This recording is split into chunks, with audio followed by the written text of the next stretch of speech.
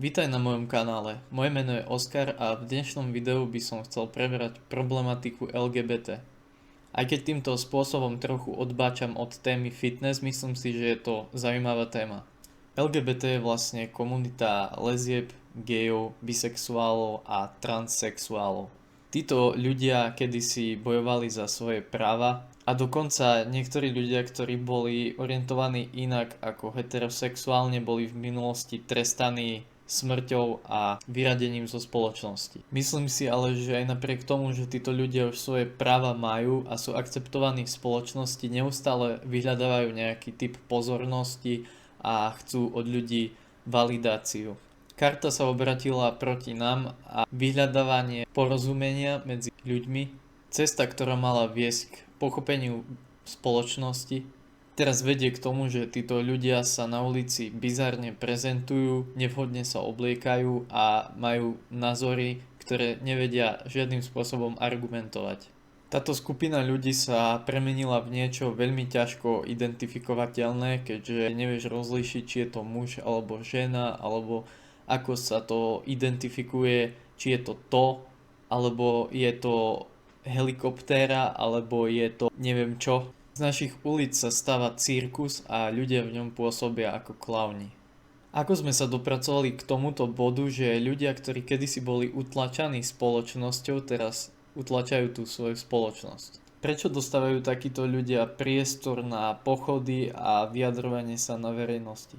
Určite nie som homofób a nemám nič proti ľuďom, ktorí sú opačne orientovaní. Ale dokonca aj niektorí ľudia z tejto komunity odsudzujú tých, ktorí sa takým spôsobom prezentujú, že sa za nich potom hanbia.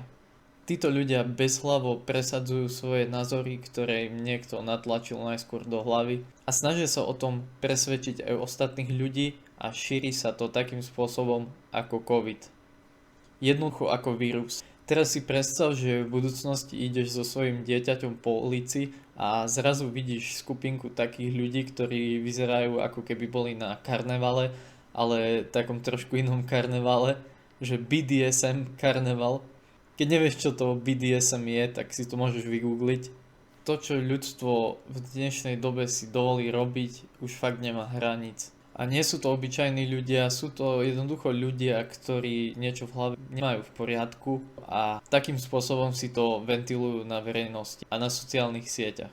Ak by si teda okolo tejto skupiny prechádzal so svojím dieťaťom, čo by si povedal ty a čo by si povedalo to tvoje dieťa? Ja osobne by som svoje dieťa v takom prostredí vychovávať nechcel.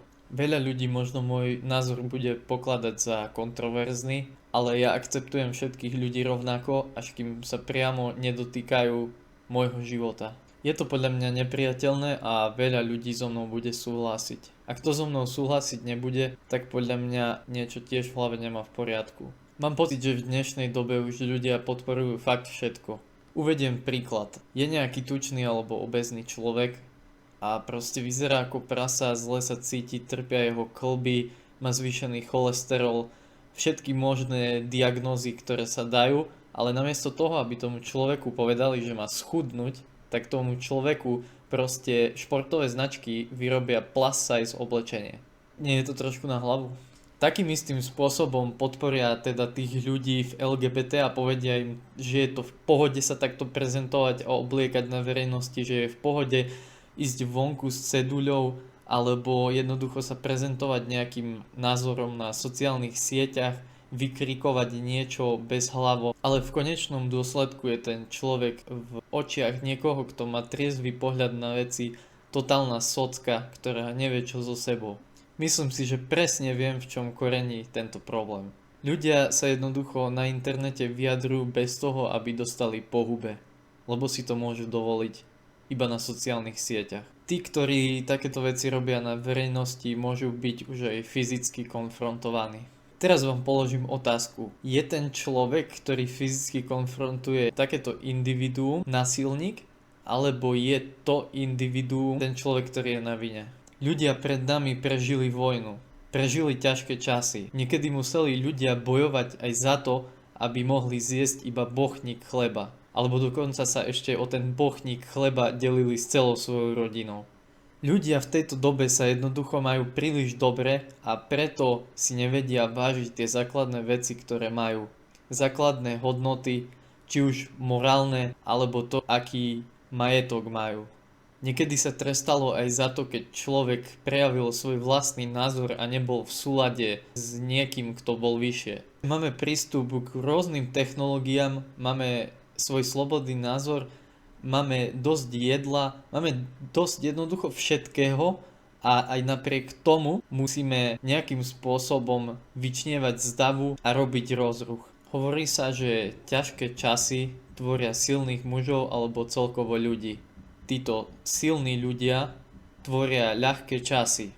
Tieto ľahké časy tvoria slabých ľudí a potom títo slabí ľudia tvoria ťažké časy.